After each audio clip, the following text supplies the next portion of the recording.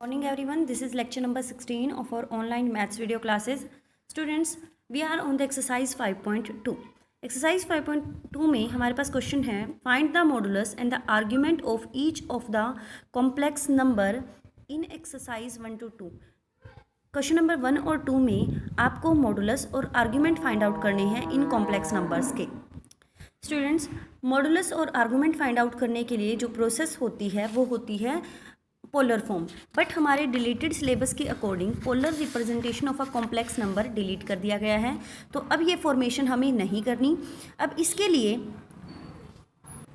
Polar representation के बगैर फिर हम अब जो ये आर्ग्यूमेंट है वो फाइंड आउट नहीं कर पाएंगे. मॉडुलस के लिए तो हमारे पास एक मेथड और है, उससे हम मॉडुलस फाइंड आउट कर लेंगे, बट आर्ग्यूमेंट हम फाइंड आउट नहीं कर पाएंगे पोलर रिप्रेजेंटेशन के बगैर. तो इसलिए मैं इन दोनों क्वेश्चंस में सिर्फ आपको मॉडुलस फाइंड आउट करने का तरीका ही बताती हूँ, और जो आर्ग्यूमेंट है वो हम फाइंड आउट नहीं करेंगे. उसके बाद क्वेश्चन नंबर 3 to 8, इसमें सिंपली आपको बोला गया है कि इनको पोलर फॉर्म में रिप्रेजेंट करें, बट अब ये हमारे सिलेबस से डिलीट हो चुका है. तो इसलिए एक्सरसाइज 5.2 में आपको ओनली क्वेश्चन नंबर 1 और 2 का मॉडुलस फाइंड आउट करना है.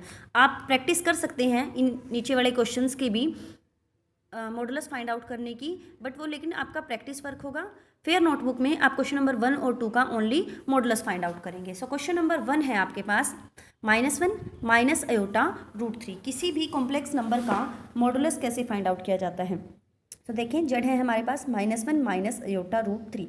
मोड जेड फाइंड आउट करने के लिए आपको क्या करना है, अंडर रूट लगाएंगे, रियल पार्ट का स्क्वायर प्लस इमेजिनरी पार्ट का स्क्वायर. आपका रियल पार्ट, यहाँ से रियल पार्ट क्या है, ए. जो हमारा कॉम्प्लेक्स नंबर होता है वो a प्लस एयोटा b की फॉर्म का होता है. जो एयोटा के साथ वाला नंबर होगा वो b होगा, और जो a जो है हमारा वो रियल पार्ट होगा और b क्या होगा, इमेजिनरी पार्ट.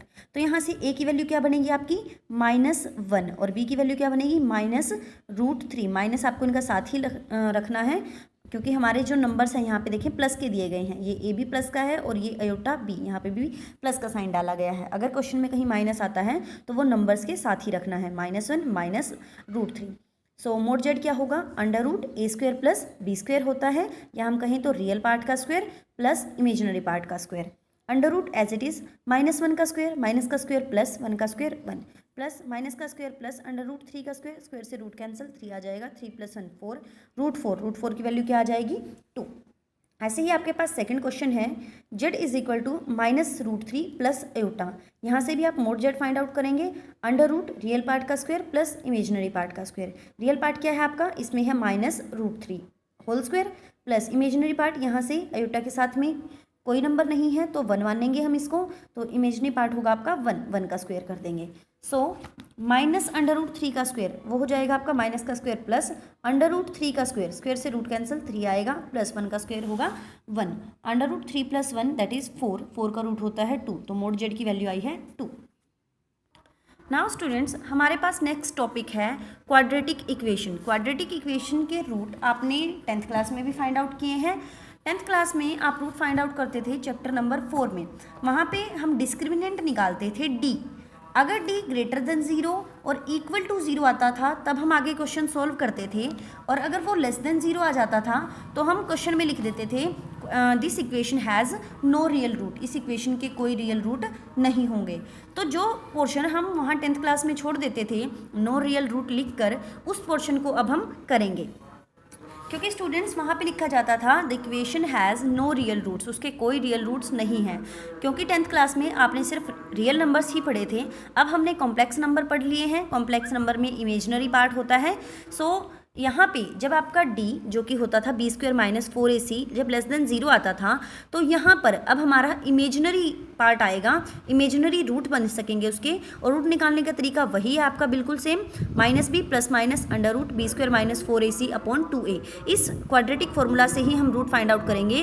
बट यहाँ पे जो डिफरेंस होगा वो ओनली इतना होगा कि जो ये b² - 4ac है, अगर आप इसको d भी कहते थे डिस्क्रिमिनेंट, वो नेगेटिव आएगा. तो नेगेटिव में क्या करना है, माइनस का रूट क्या होता है, अयोटा. अब आपने उसको अयोटा पुट कर देना है, जो माइनस आएगा यहाँ पर उसको हम अयोटा पुट कर देंगे, और बाकी का आपने बिल्कुल सेम करना है. सो क्वेश्चन नंबर 1 है एक्सरसाइज 5.3 से.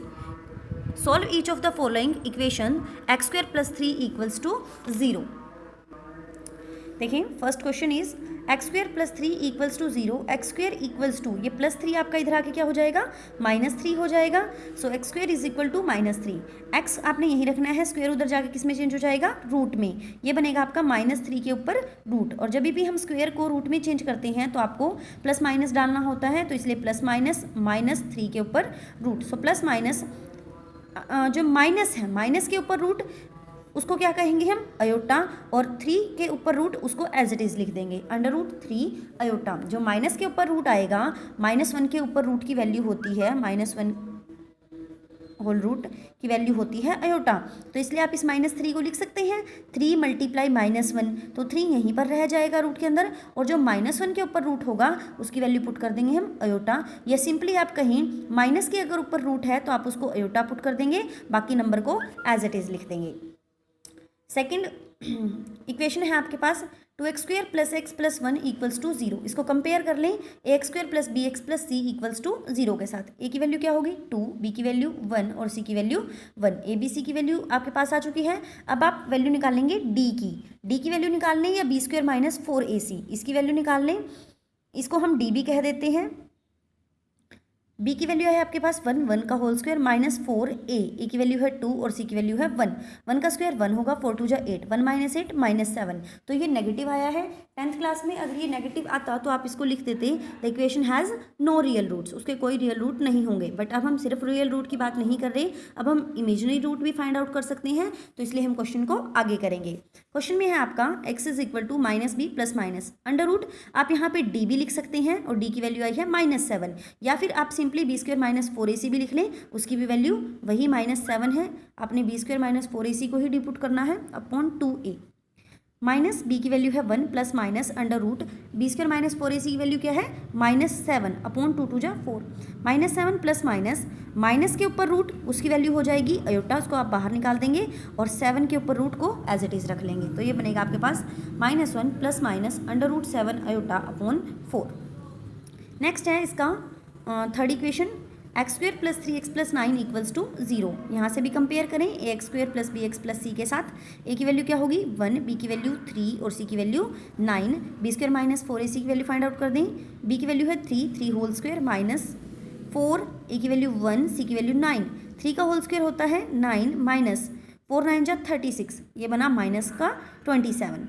अब हम x की वैल्यू निकालनी है -b plus minus under root b square minus 4ac upon 2a equals to minus b की वैल्यू है 3 plus minus under root b square minus 4ac की वैल्यू अभी आपने फाइंड आउट की -27 अपॉन 2a, a की value है 1, -3 as it is plus minus. Now -27 minus के ऊपर रूट, उसको आप बाहर निकाल के अयोटा कर देंगे, 27 के ऊपर रूट रह जाएगा यहाँ आपका under root 27। Students under root 27 को आप ऐसे लिख सकते हैं अंडर रूट 9 3 जा 27, 9 3 जा 27, 9 का रूट होगा 3 और ये 3 अंदर ही रह जाएगा, तो 27 को आप लिख सकते हैं 3 अंडर रूट 3, और -1 के ऊपर रूट है इसलिए उसको लिख दिया है हमने अयोटा अपॉन 2 1 जा 2। Question number 4 is -x square plus x minus 2 equals to 0। Student आप यहाँ से इस पूरी इक्वेशन में से माइनस कॉमन निकाल सकते हैं और उसको 0 की तरफ भेज सकते हैं। यहाँ से माइनस कॉमन निकाल दें तो x स्क्वायर प्लस का हो जाएगा, और ये x जो आपका प्लस का था वो माइनस का हो जाएगा अब, और जो ये माइनस का 2 है वो हो जाएगा प्लस का 2, और माइनस को हमने 0 की तरफ शिफ्ट कर दिया तो 0 पे कोई इफेक्ट नहीं पड़ेगा। अभी आप यहाँ से ए बी सी की वैल्यू फाइंड आउट कर लें। ए की वैल्यू क्या बनेगी 1, बी की वैल्यू होगी -1 और सी की वैल्यू होगी 2। आप यहाँ से भी कर सकते थे ए की वैल्यू -1, बी की वैल्यू 1 और सी की वैल्यू -2, उससे भी कोई इफेक्ट नहीं पड़ेगा, बिल्कुल भी आंसर आपका बिल्कुल सेम आएगा। बट यहाँ पे हमें ये जो इक्वेशन है माइनस कॉमन निकाल के ये इस इक्वेशन को जस्ट नॉर्मली सिंप्लीफाई कर दिया गया था, इसकी कोई खास ज़रूरत नहीं है। तो ए बी सी की वैल्यूज़ आप फाइंड आउट कर लेंगे, इनमें से चाहे किसी भी वे से करें। B square minus 4ac, B की वैल्यू है आपकी -1 होल स्क्वायर -4, ए की वैल्यू 1, सी की वैल्यू है 2। -1 का स्क्वायर 1 होगा, -4 2 जा 8, 1 - 8 इज -7। सो एक्स की वैल्यू क्या आएगी -b plus minus under root B square -4ac upon 2a, minus B की वैल्यू क्या है -1, तो -1 और एक माइनस हमारा पहले से है, +1 हो जाएगा, plus minus under root b² - 4ac की वैल्यू है -7 अपॉन 2, ए की वैल्यू आई है 1, सो 1 प्लस माइनस -1 के ऊपर रूट, ये बाहर निकल के आपका अयोटा बन जाएगा और रूट के अंदर रह जाएगा सिर्फ 7, तो ये बनेगा अंडर रूट 7 अयोटा अपॉन 2 1 जा 2। Okay students, have a nice day.